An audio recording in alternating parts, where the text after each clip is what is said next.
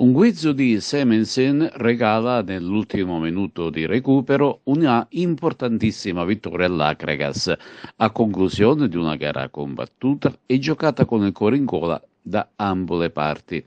90 minuti arricchiti da qualche episodio chiave che poteva dare una seria svolta alla gara e che invece si è volatilizzato senza amare conseguenze. Primo tempo arrembante con entrambe le contendenti che hanno badato a controllarsi. Al 33esimo un'incursione solitaria di Mansour mette in tilt la difesa verde-nero, ma il tiro conclusivo risultava essere troppo angolato e fuori misura. Un paio di minuti dopo un colpo di testa di Dall'Oro costringe il portiere ospite Zummo ad una difficile deviazione in angolo. L'Akragas spinge, ma lo Sciacca si salva sovente in angolo. Il primo tempo non registra anche altre emozioni, ad eccezione di una caduta in area cragantina di Messina, su cui protestava la compagine saccense per un presunto penalty. La seconda frazione di gioco iniziava con l'Akragas più proteso alla ricerca del vantaggio, ma la difesa ospite, imperniata attorno all'esperto Ciancimino, reggeva bene l'urto. Il tecnico di casa Terranova operava delle sostituzioni e al 59esimo sfiorava la rete con un colpo di testa di Semensid. Tante le incursioni biancazzurre, ma non si riusciva a passare, malgrado i numerosi calci d'angolo a favore. Tutto sembrava predestinato per la spartizione dei punti e all'88esimo arrivava una ghiotta occasione anche per lo Sciacca. Il neoentrato attaccante si destreggiava bene in avanti, stiamo parlando di Nicosia, si presentava tu per tu con Elezai, ma quest'ultimo è stato bravo a respingere il tiro finale. Scambato al pericolo, l'Akragas si ributtava in avanti, disperatamente e con tutte le forze rimaste. Al termine dei 90 minuti l'arbitro assegnava 6 minuti di recupero e all'ultimo giro del tempo rimasto Semensin riceveva un pallone che distinto indirizzava all'angolo basso del portiere Zummo e il gol della liberazione che assegnava 3 punti importanti per rimanere agganciati al treno per la lotta al salto di categoria.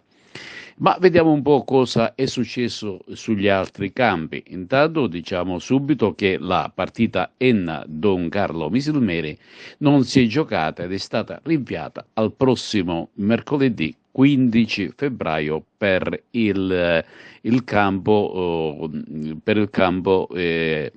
pieno di neve. E vince però il Pro Favara grazie alla doppietta di Calagna, mentre il Gela ha vinto lo scontro diretto con la Leonfortese per 1-0, la Mazarese ha superato la Nissa per 2-1.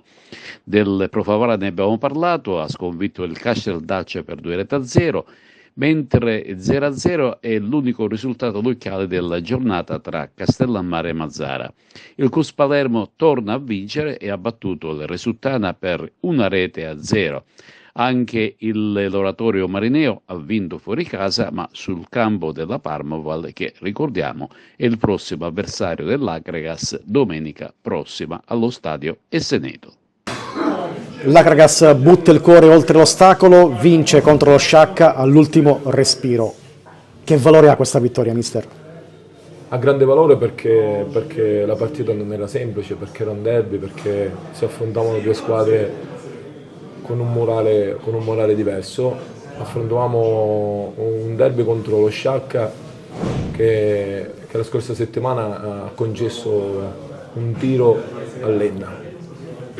Una squadra che ha concesso un angolo all'Enna al 92esimo.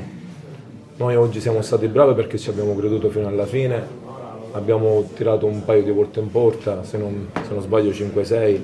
Non mi piace parlare dei numeri, però secondo me poi prende l'idea dell'andamento della partita.